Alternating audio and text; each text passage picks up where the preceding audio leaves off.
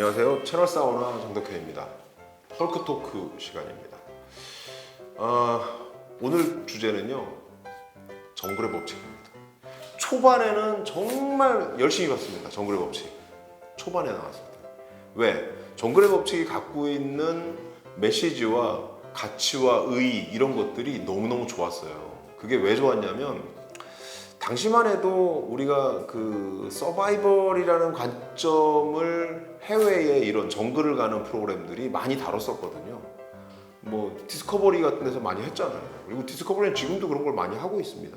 하고 있는데 그때 나왔던 이 베어 그릴스 정말 그 자연 속에 들어가서 혼자 생존하는 법을 알려줬거든요. 그래서 약간의 그 자연과의 대결 구도 같은 것들 되게 많이 그렸다는 거죠. 근데 정글의 법칙이 처음에 시작했을 때는 그거와 궤를 좀 달리했습니다. 혼자 들어가는 게 아니라 병만족이 들어가는 거죠. 그래서 약간 가족적인 형태로 들어가서 혼자 살아남는 게 아니라 함께 노력을 해서 협업해서 그 상황에서 버텨내는 거, 생존하는 거, 이거를 그려냈거든요. 이 얘기는 확실히 좀 다른 얘기입니다. 그리고 그 정글에서 우리가 살아남기 위해서 자연을 대결 양상으로 그린다기보다는 대결이 아니라 어떻게 하면 같이 공존할 수 있을까, 이런 고민들을 되게 많이 했습니다. 초반에 그 정글의 법칙이 갖고 있는 이런 모토, 생존과 공존이라는 이 두 가지 모토가 저를 상당히 많이 매료시킨 부분이 있거든요. 근데 이 철학이 어디서부터 만들어졌냐면 초창기 했던 PD들이 이 부분들을 상당히 살리려고 노력을 했어요. 그 당시 초창기에 이 프로그램을 기획했던 정순영 국장님, 여러분 이름을 기억하실지 모르겠어요. 정순영 국장님이 처음에 이 프로그램을 기획한 거거든요. 원래 교양 쪽에도 하시다가 이제 이쪽으로 예능도 많이 하셨지만 이걸 와서 정글의 법칙을 기획을 하셨습니다. 그 당시에 처음에 이 프로그램을 하면서 내세운 책이 하나 있는데 그게 뭐냐면 총균쇠라는 책입니다. 총균쇠라는 책, 이 제레드 다이아몬드의 아주 명저죠. 그 책을 읽으면서 어떻게 하면 이 정글과 공존하는 약간 철학 같은 것들을 많이 세웠다는 거죠. 그래서 프로그램이 그런 내용들을 상당히 많이 담으려고 노력을 했습니다. 점점점 이제 정글 법칙들이 좀 변화를 많이 겪었습니다. 그래서 한때는 그 있잖아요. 이게 리얼리티가 맞냐? 이게 논쟁도 많이 있었고 논란도 많이 벌어졌고 실제로 누가 뭐 폭로한 부분들도 있고 그래가지고 사실 중간에 난항을 상당히 많이 겪었죠. 정글의 법칙이 너무 초반에 철학이나 이런 부분들을 많이 빠지면서 재미와 즐거움, 그 다음에 뭐 마치 정글 서바이벌, 그리고 뭐 익스트림 스포츠 같은 느낌으로 소비되기 시작하면서 이 프로그램에 대한 부정적인 이미지들이 상당히 많이 생겼다는 겁니다. 그러다가 지금 돌아온 이 프로그램을 제가 다시 보게 된 거죠. 재난생존이라는 키워드를 갖고 와서 제가 보게 됐습니다. 왜? 지금 지금 상황에 너무나 잘 어울리는 아이템이고 첫째, 그 다음에 재난생존이라는 걸 갖고 오면 제일 먼저 어떤 부분이 들어가냐면 정보가 들어간다는 거예요. 정보. 난 이 부분이 제일 중요하다고 생각해요.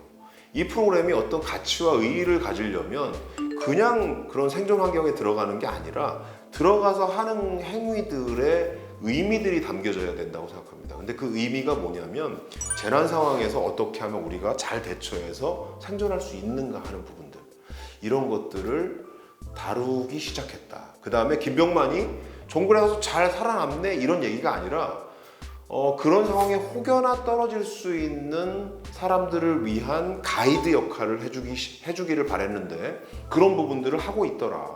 그래서 실제로 지금 갑자기 무슨 무인도에 들어가서 지금 버티고 있는 얘기들을 하고 있고 민물이 필요하잖아요. 사람들이 물을 먹으려면. 그 실제로 물이 내려오는데 그걸 지금 먹을 수가 없으니까 원주민한테 배운 어떤 사례를 얘기하면서 그 물 옆에, 물 흐르는 물 옆에를 땅을 파니까 거기서 물이 흘러나오더라.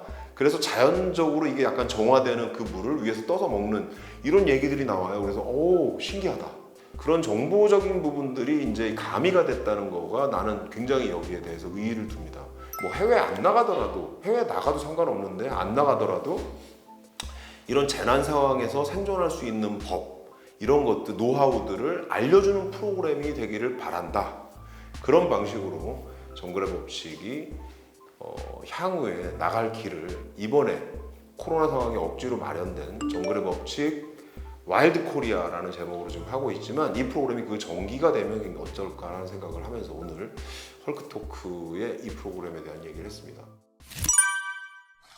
일단 이 프로그램의 크의 얘기들을 지금 다 했죠. 뭐냐면 전반적으로 정보를 좀 담고 있고, 우리나라 선택한 것도 아주 좋고, 재난 상황에서 오히려 아주 시적절하다, 이런 부분들이 크의 요소들입니다.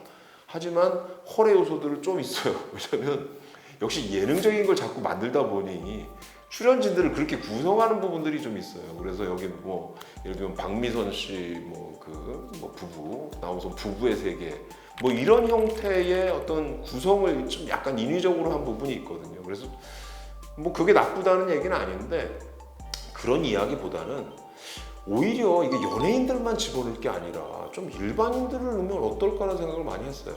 일반인들 중에 진짜 생존 환경을 배워야 될 사람들과 또 생존에 이미 적응되어 있는 중요한 직업군들이 있죠. 예를 들면 소방관들이라든가 이런 분들을 사실 한두 명 끼워서 같이 집어넣으면 훨씬 더 같이 할 수 있는 이야기를 좀 다채롭게 할 수 있는. 왜냐면 연예인들이 나오면 연예인들이 하는 얘기들이 정해져 있어요. 근데 그 틀에서 벗어나기 위해서는 새로운 인물군들이 좀 섭외될 필요가 있지 않았었나 하는 생각을 하면서, 그런 부분들이 약간 헐의 요소로 제가 지목을 하는 겁니다. 그래서 헐크 토크 오늘 헐크 지수 말씀드리면 3대 7 정도 주고 싶습니다.